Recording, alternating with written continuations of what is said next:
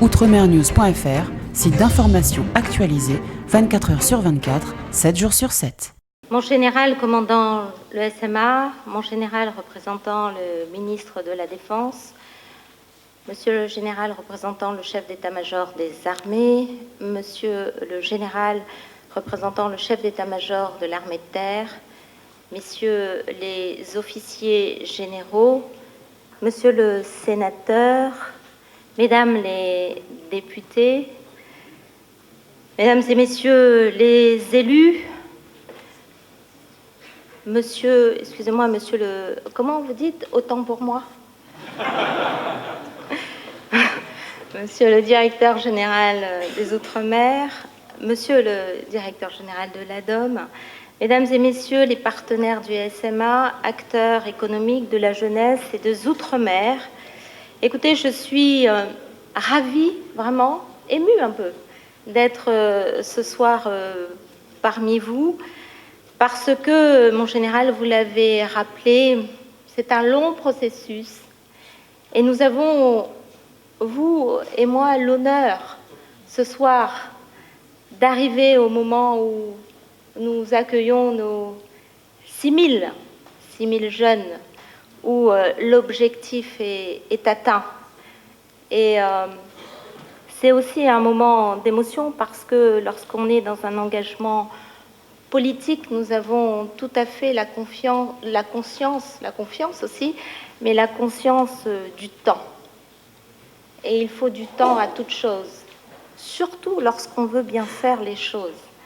Et nous sommes, mon général, ainsi que l'ensemble des équipes pour l'organisation de cet événement, je voudrais vous en remercier. Je voudrais vous remercier de nous faire partager, me faire vivre ce moment important ce soir. Alors je suis aussi extrêmement touchée. Alors j'étais tellement touchée que j'en ai fait éclater mon bracelet par les témoignages de vous trois. Les témoignages de Soufiane, de Jonica et de Sébastien. Parce que finalement, tous les trois, vous êtes à l'honneur ce soir. C'est vous qui êtes à l'honneur et derrière vous, c'est 6 000 jeunes. Vous êtes un peu le symbole de ces 6 000 jeunes. On est très fiers de vous. On est très fiers de votre parcours.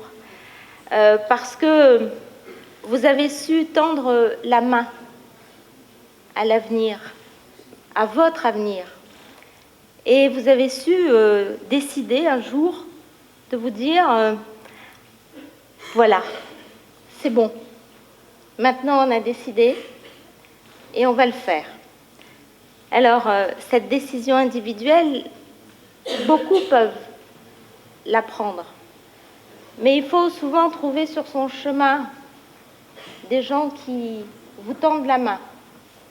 C'est le SMA, mais c'est vous. C'est tous ceux qui sont derrière, des chefs d'entreprise, le monde économique, qui sont prêts à vous accueillir. Et puis cette décision, en vous regardant tel que vous êtes, cette décision, elle n'est pas si simple parce que derrière, c'est aussi des démarches où on quitte sa famille, on quitte son territoire, on ne mange plus tout à fait pareil, voilà. Un peu moins entouré par la famille, même si quelquefois la famille est un lourd fardeau, mais enfin on est toujours content de l'avoir. Et voilà, c'est quelque chose d'assez particulier. En vous regardant, monsieur le sénateur, mesdames les députés, nous qui avons fait aussi ce périple, en tout cas moi je l'ai fait dans d'autres circonstances où on quitte son territoire, on vient faire des études, on sait à quel point quelquefois les moments de solitude et de doute sont importants et vous l'avez fait. Et ça, c'est magnifique. Vous avez parcouru un immense chemin sur combien de mois? Combien? 10 mois. C'est court, 10 mois dans la vie d'une femme et d'homme.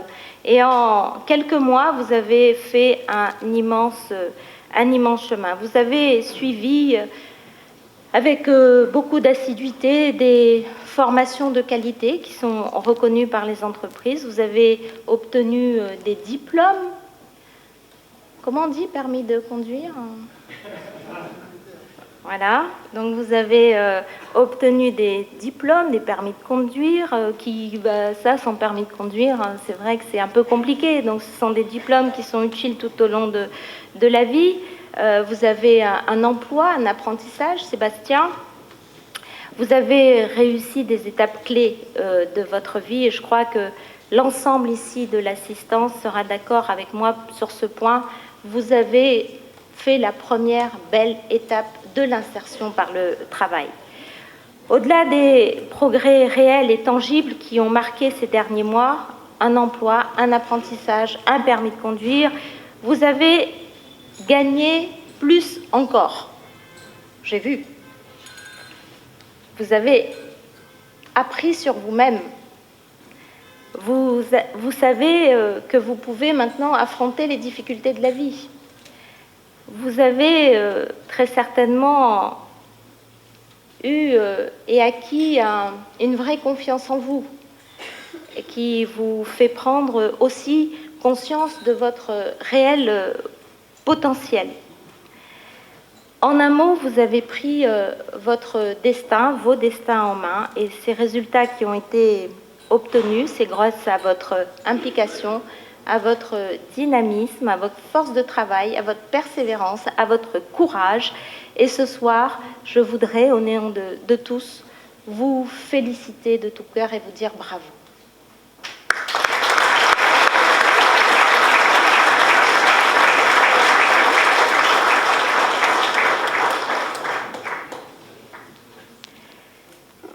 Alors, c'est une fierté ce soir, je l'ai dit, d'annoncer que nous sommes 6000 jeunes qui auront rejoint le SMA en 2017. L'objectif du doublement a été atteint. Ce sont ainsi pas moins de 15% d'une classe d'âge qui participe maintenant à ce projet éducatif extrêmement formateur. Les publics accueillis par le SMA sont parfois en situation de grande difficulté. Certains jeunes peuvent être en souffrance, connaissent l'illettrisme, nous en avons parlé, la violence ou des rapports familiaux difficiles. Alors, ce n'est évidemment pas le cas de la totalité des jeunes accueillis dans ces structures, mais le SMA aide celles et ceux qui ont besoin de dépasser les épreuves de la vie et à se reconstruire. Je veux rappeler que pas moins de 77% des jeunes ayant participé au SMA réussissent leur insertion professionnelle par la suite. Ce sont des chiffres qui sont absolument remarquables. Et en cela, le SMA participe d'une manière extrêmement précieuse à la cohésion sociale de nos territoires. La démarche portée par le SMA, et il s'agit là d'une plus-value remarquable, est globale. Elle apporte non seulement un hébergement, la restauration, une formation professionnalisante, mais aussi une formation liée à la personne. Le SMA aide ainsi nos jeunes à développer tant leur savoir-faire que leur savoir-être. Et cette démarche permet de dépasser les représentations erronées et les approches discriminantes dont certaines peuvent souffrir et permet de faire éclore les talents de la jeunesse ultramarine. C'est ce qui fait aujourd'hui défaut à beaucoup de dispositifs de formation et d'insertion. C'est donc une grande joie de célébrer cette réussite ce soir avec vous et je tiens à cet égard à transmettre mes remerciements les plus sincères et chaleureux à l'ensemble des équipes Monde Général qui font chaque jour le succès du service militaire adapté. Le commandement mérite un hommage appuyé grâce à votre implication. Nous avons pu offrir à plus de jeunes encore une chance de se réaliser par le SMA. Mais je voudrais également saluer les personnels travaillant dans les différentes unités du SMA. Ils ne sont pas parmi nous ce soir, mais permettez-moi, mon général, de vous demander de leur transmettre mes remerciements les plus vifs. Ce sont eux qui permettent au quotidien à notre jeunesse de suivre les enseignements du SMA. Le ministère des Outre-mer, et ce fut une préoccupation constante, et vous l'avez dit, de mes prédécesseurs, a su préserver sans relâche des moyens du SMA, y compris encore cette année. Avec près de 200 millions d'euros par an, depuis le début du quinquennat, c'est près d'1 milliard qui a été investi par ce gouvernement dans le SMA et la jeunesse ultramarine. C'est 10% du budget de mon ministère.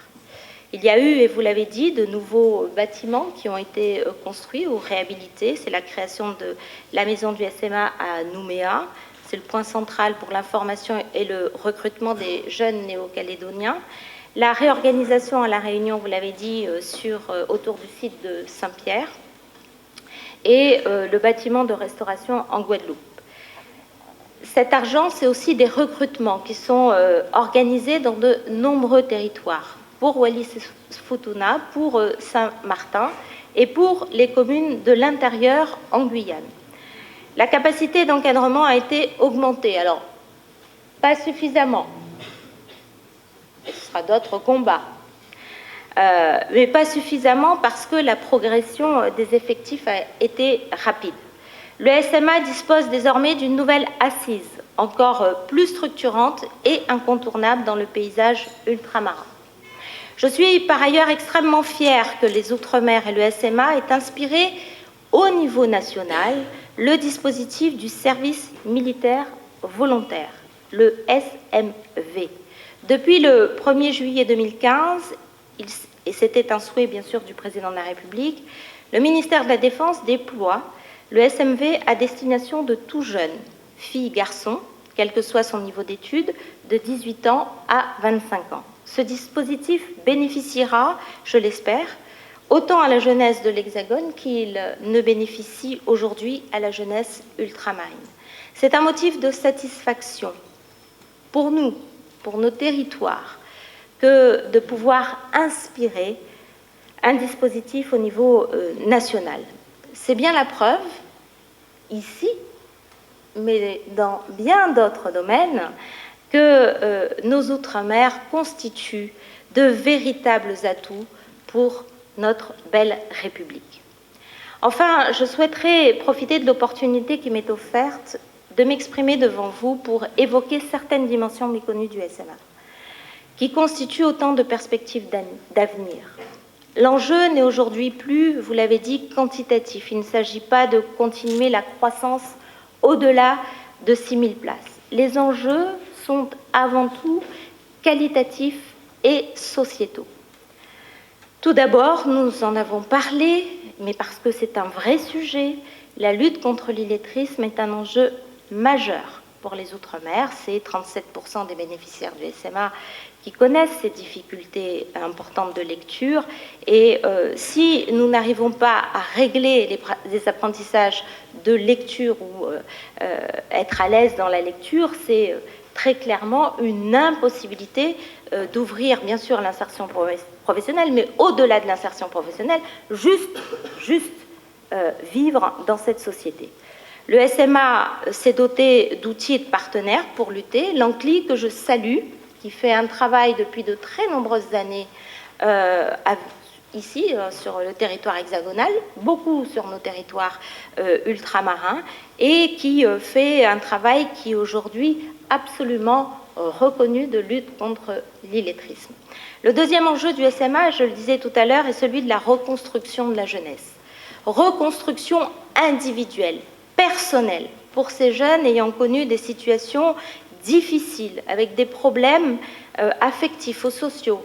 Et ils doivent faire l'objet d'un accompagnement particulier, car on ne peut pas construire son avenir professionnel sans avoir réglé ces problèmes complètement personnels et intimes. Parce que nous avons là une difficulté autour de l'estime de soi, autour de la confiance en soi. Et le SMA s'est doté de compétences médico-psychosociales pour traiter ces situations et permettre à chacune et chacun qui le nécessite de disposer d'une aide appropriée.